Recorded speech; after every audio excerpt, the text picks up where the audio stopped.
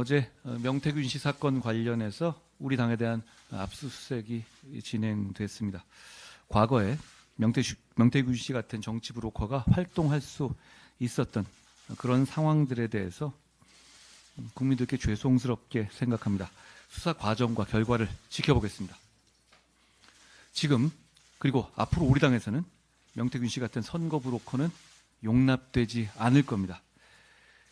이미 지난 4월 총선에서도 그런 유사한 시도는 성공하지 못했다라는 점을 분명히 해둡니다. 김영선 전 의원 등 그런 문제 공천에 대해서는 경선 기회도 안 주고 가차없이 쳐냈다라는 말씀을 다시 한번 말씀드립니다. 그런 것들은 극복해야 될 구태 정치고 반드시 그렇게 하겠습니다.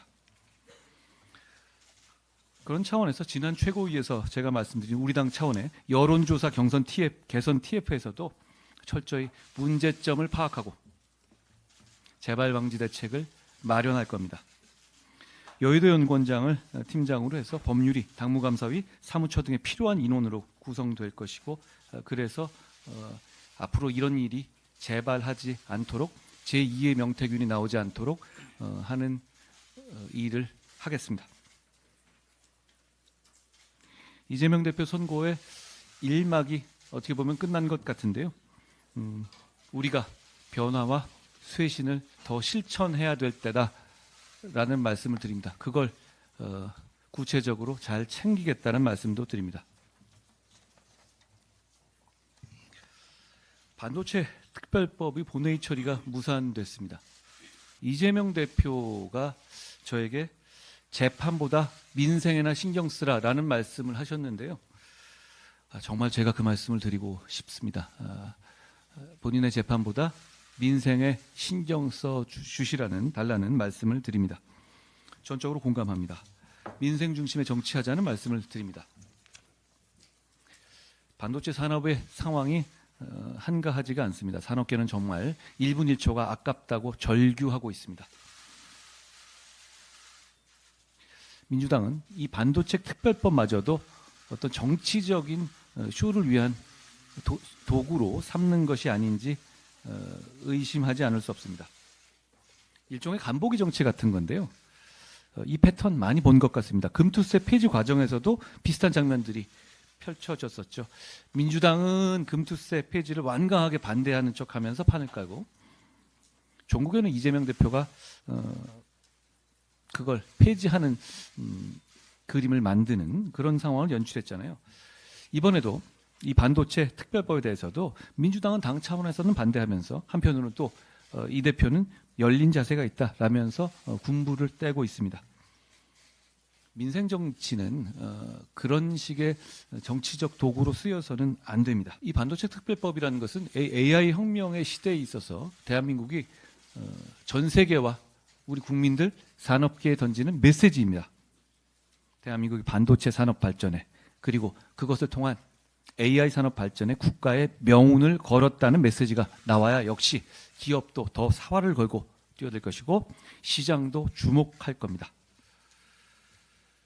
국민의힘은 반도체 특별법 12월 정기국회 내에서 반드시 처리하겠다는 다짐을 드립니다.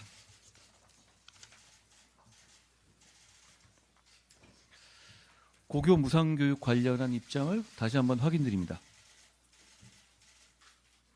정부는 책임지고 고등학교 무상교육을 해내겠다는 입장입니다.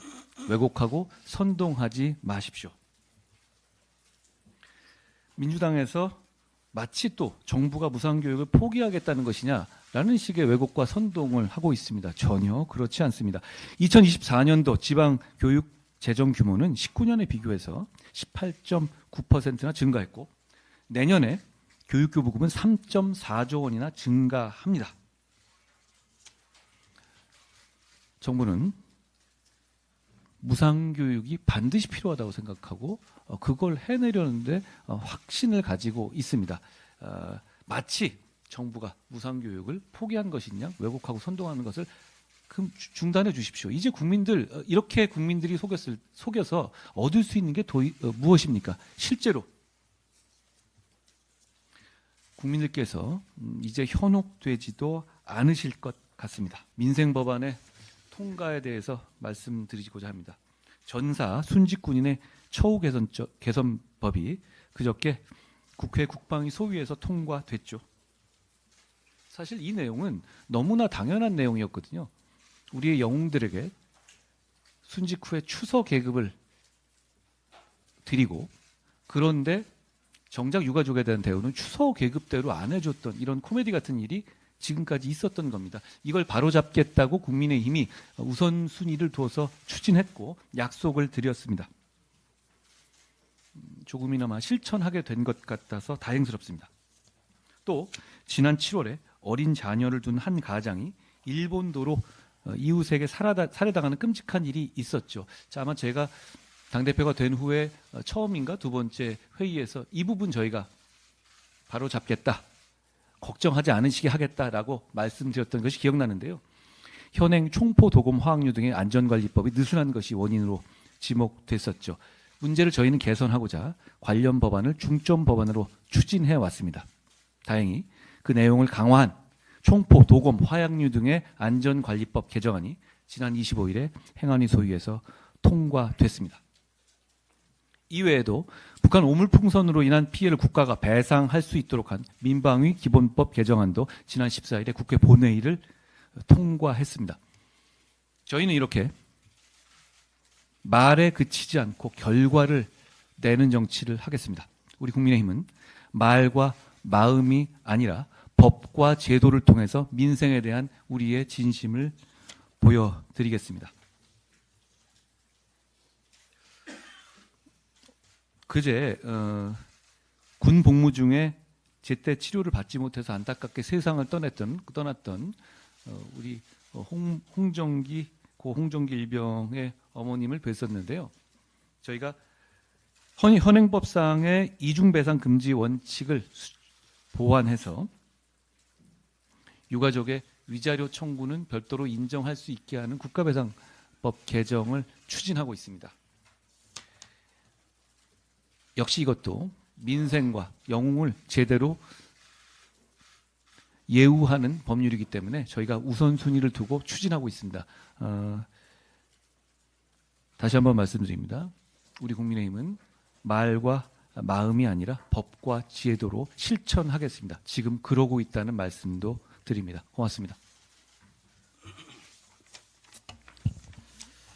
네, 민주당의 폭주와 행포는 날마다 새로운 모습입니다.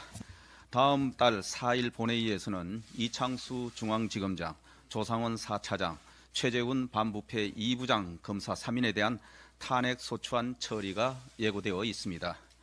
윤석열 정부 들어 벌써 12명째 검사 탄핵입니다. 22대 국회 들어 반년 만에 7명째입니다. 탄핵은 고위공직자의 직무상 중대한 헌법이나 법률 위반이 있는 경우에만 극히 예외적으로 이루어져야 한다는 것이 헌법 정신임에도 불구하고 민주당의 검찰 탄핵은 광기에 가까운 모습입니다. 12월 11일에는 이재명 대표의 대장동, 백현동 사건을 수사한 강백신 검사와 엄희중 검사에 대한 모욕 주기식 탄핵 청문회를 열기로 했습니다. 지난번 박상용 검사 탄핵 청문회를 통해 이화영에게 변론의 장을 제공한 것처럼 민주당은 대장동, 백현동 사건과 관련해 이재명 대표를 위한 변론의 장을 만들 것이 뻔합니다. 이쯤 되면 민주당은 본인들을 수사한 검사들에 대한 개인적 보복을 넘어 검찰 전체를 마비시키겠다는 의도로 보입니다.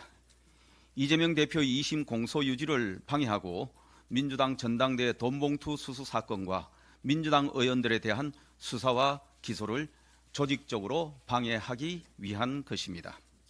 범죄자를 수사하는 검찰을 파괴하면 나라 곳곳에 저 많은 도둑들은 누가 잡습니까? 민주당이 대한민국을 검찰 없는 범죄자 천국으로 만들면 결국 피해를 보는 것은 서민과 약자라는 것을 직시하기 바랍니다.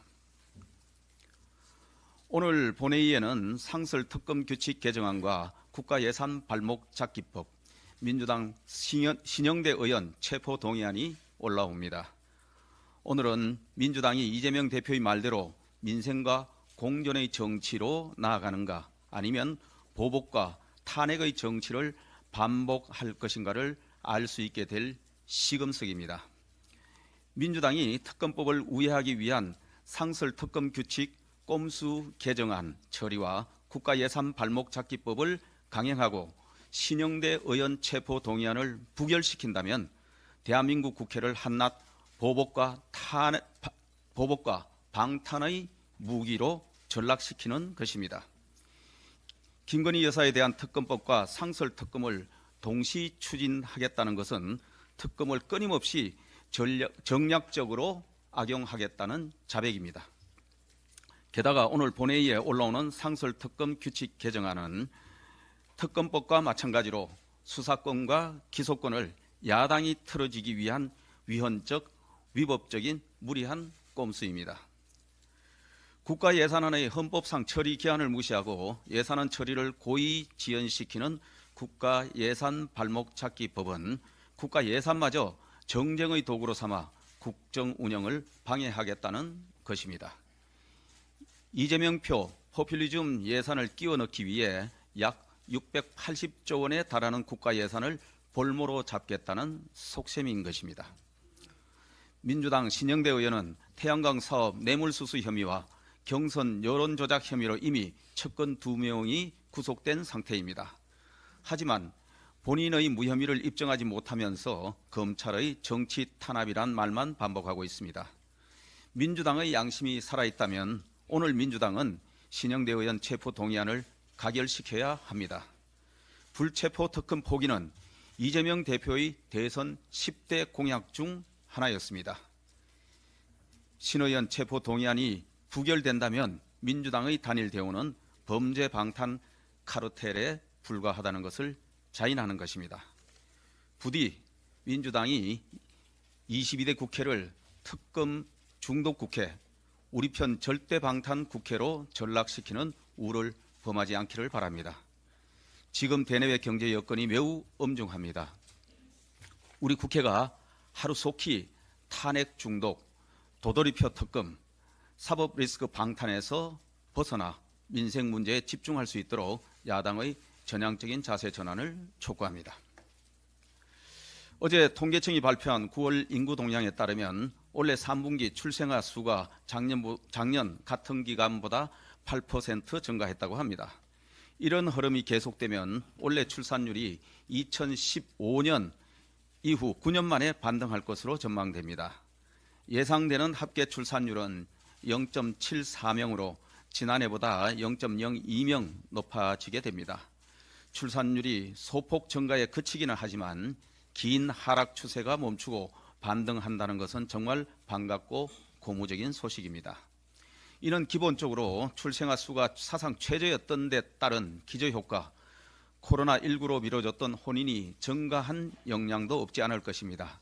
하지만 정부와 지자체, 기업과 민간이 한마음으로 일가정 양립을 위해 전방위적으로 노력을 한 것도 작용했다고 생각합니다. 앞으로의 관건은 이러한 희망의 불씨를 어떻게 살려나가느냐 하는 것입니다. 확고한 의지를 가지고 실효성 있는 대책들을 펼쳐가면서 지금의 추세적 반등을 살려가야 합니다. 입법부의 뒷받침도 매우 중요합니다. 범정부적 인구 대책의 컨트롤 타워로 만드는 부총리급 인구전략기획부 신설 법안이 국회에 제출된 지 약 140여일이나 됩니다. 이재명 대표도 여러 차례 인구위기 대응 부처의 설치 필요성을 강조한 바 있습니다. 달리는 말에 채찍을 가하는 심정으로 국회가 힘을 모아야 할 때입니다. 하루빨리 인구전략기획부 신설 법안이 본회의에서 처리될 수 있도록 야당의 적극적인 협조를 당부드립니다. 이상입니다.